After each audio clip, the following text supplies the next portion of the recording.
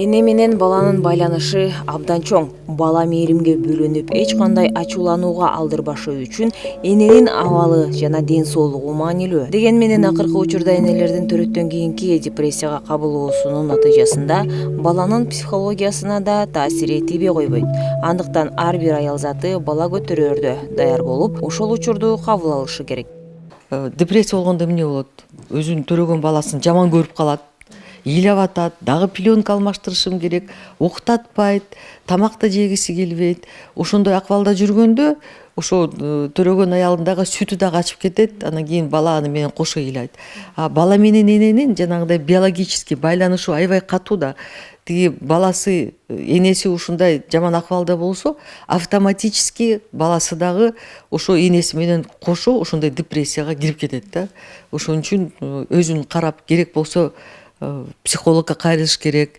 Анан кийин негизи ушу баланы төрөрдөн мурун ошону пландаштырып, материалдык жактан, моралдык жактан даярсыңбы же даяр эмессиңби? Даяр болбосоң, анда жанагындай күтүп туруп, дагы өзүң даяр болгондо, энелик сезим пайда болгондо ошондо гана төрөш керек да. Ойлонуп кылыш керек да иштин баарын. Кесиптешибиз Нурай Кайратова дагы төрөттөн кийин депрессияга кабылган. Айтымында мындай учурда жолдошунун көңүл буруусу жана колдоосу аялдын психологиясына өтө маанилүү. Төрөттөн кийин кызымдын ыйлагына чыдай албай, жана психологдор айтмакчы, менин жашоо тартибим бузулуп калды да, анан сөзсүз түрдө ошол учурда депрессияга кабылдым. Башында менин жолдошум дагы түшүнө албай жүрдү, анткени буга чейин жакшынакай эле аял болсом, азыр төрөттөн кийин сөзсүз өзгөрүлдүм да, башкача түргө өзүмдү да өзүм тааный албай калган учурлар болду да. Бирок Кудайга шүгүр чыктык. Бул дагы психологдун жардамы менен сөзсүз түрдө психологко кайрылыш керек экен. Бул жөн эле депрессия, ой, баары эле болот деген нерсе эмес, бул деген көйгөй. Ошондуктан аялдардын төрөттөн кийинки абалы өтө маанилүү. Ошого жолдошу, жакындары сөзсүз түрдө көңүл буруш керек.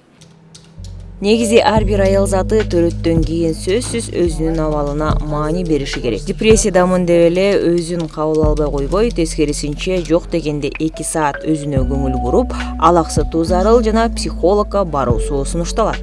Мен өзүм журналистика тармагында көп жылдардан бери иштеп, коомчулукта аралашып жүрүп, ошо депрессияга кабылдым да. Анан мен таң калганым, менден башка да аялдар, мисалы, үйүндө отуруп, башка жумушу жок аялдар ушундай депрессияга кабылганда өтө оор болот болуш керек аларга дагычы.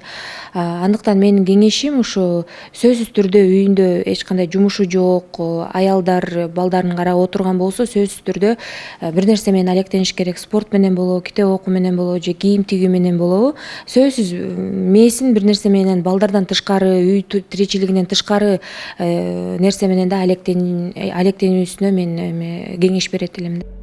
Ал эми көбүнчө айымдар төрөлгөндөн кийин эртерээк жумушка чыгууну самашат. Мындай учурда бала 3 жашка чыкканча ишине шашылбоо керек. Адистердин айтымында балага эненин жанында болгону өтө маанилүү. А эгер болбой эле жумушка чыга турган болсо, анда аял өзүн жемелебей, ошол учурдун жакшы жагын ойлонуу абзел. Баласын ойлоп, мен эмне үчүн азыр жумушка чыгып атам?